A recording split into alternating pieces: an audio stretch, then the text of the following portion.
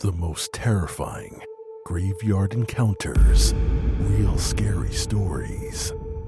I survived a night in the scariest graveyard and encountered real paranormal horror. You won't believe what happened. These are their stories. This is Mr. H with Masked Horror. These true stories of paranormal horror in cemeteries will have you looking over your shoulder and questioning what lies beyond the grave. The Phantom Mourners, Sarah M. I never thought a simple visit to my grandfather's grave could turn into the most horrifying experience of my life.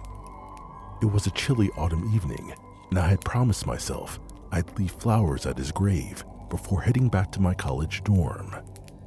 Time slipped away, and before I knew it, darkness had settled over the cemetery.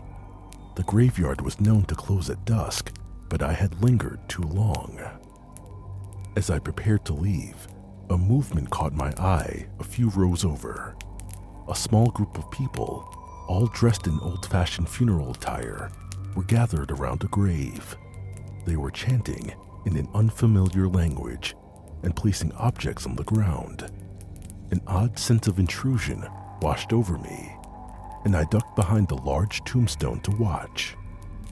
I was entranced by their solemn ceremony until my phone buzzed loudly with a text. Every head in the group snapped towards me, their eyes piercing through the darkness. Panic surged through me as I scrambled to leave, but the gate was locked. When I turned back, the mourners had vanished, and the grave they had gathered around appeared freshly dug with no headstone in sight. My heart pounded as I fled the cemetery, vowing never to return after dark. But the encounter haunted me. Over the next few days, I couldn't shake the memory of those mourners. I decided to do some research into the graveyard's history, hoping to find an explanation. What I discovered was chilling. A series of unsolved disappearances in the town dating back to the 1800s.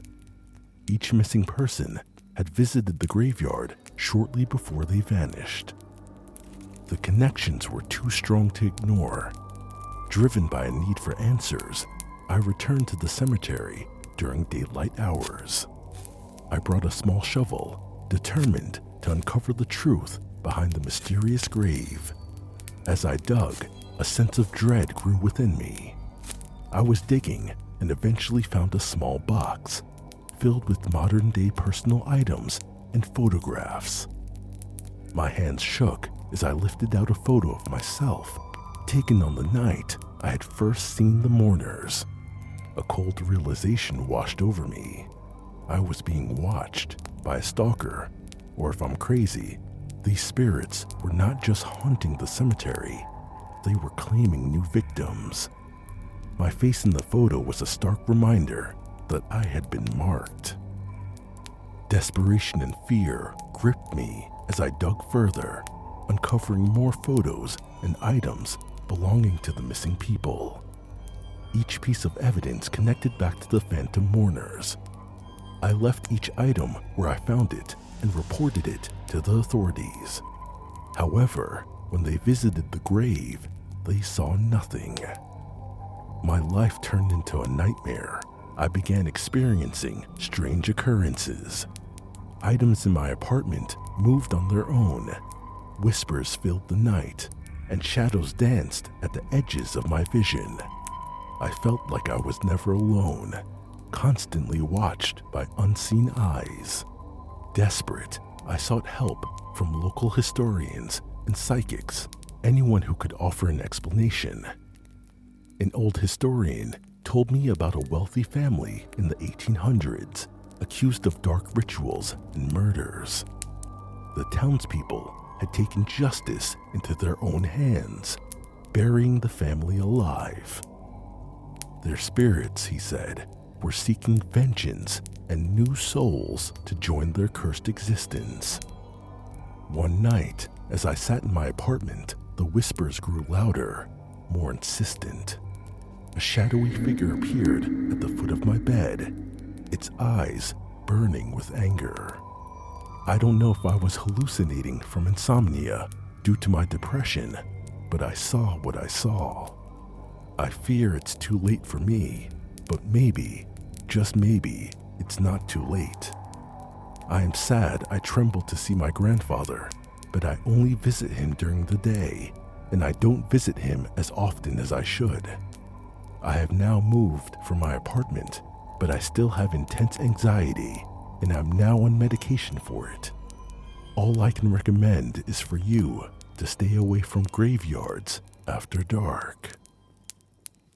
The Forgotten Children, Eve T.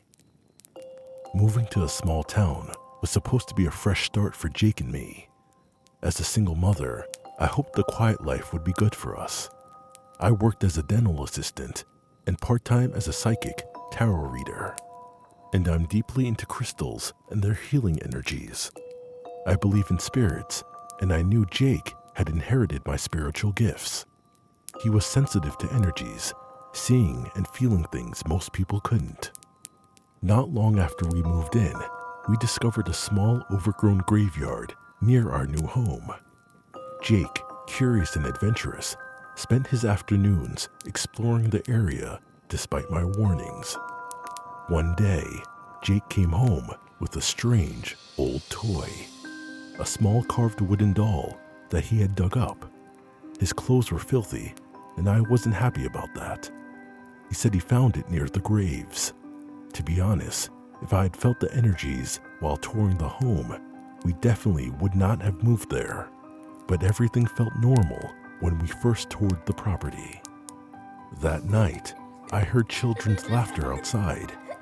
I chalked it up to local kids playing, but the sound had an eerie, otherworldly quality. Jake started talking about his new friends who lived in the graveyard and played with him daily. His behavior changed. He became withdrawn, spoke of dark things, and insisted he must visit the graveyard. He said his friends needed him. Worried, I started researching the history of the graveyard. What I found sent chills down my spine. The graveyard was once the site of an orphanage that burned down, trapping many children inside.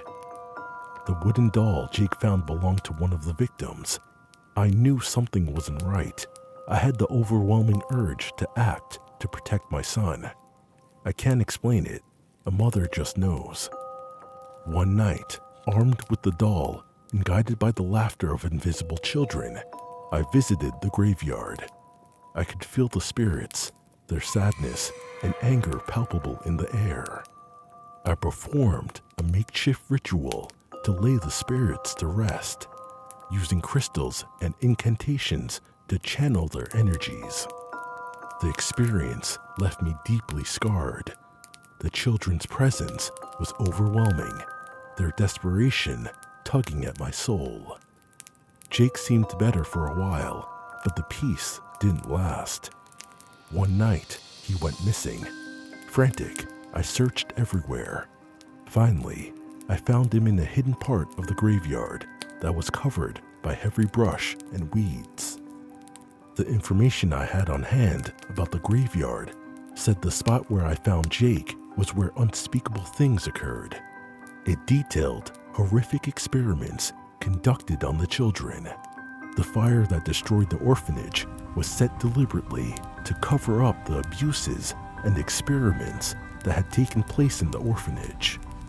I believe the children's spirits, including Jake's new friends, were trapped, seeking justice. Jake had forgotten the doll. However, I brought it along to help guide me to Jake. As I approached Jake, I could sense the malevolent spirit of the headmaster, his presence cold and menacing. I had to act quickly. Holding the doll tightly, I used all my strength and spiritual knowledge to perform a cleansing ritual.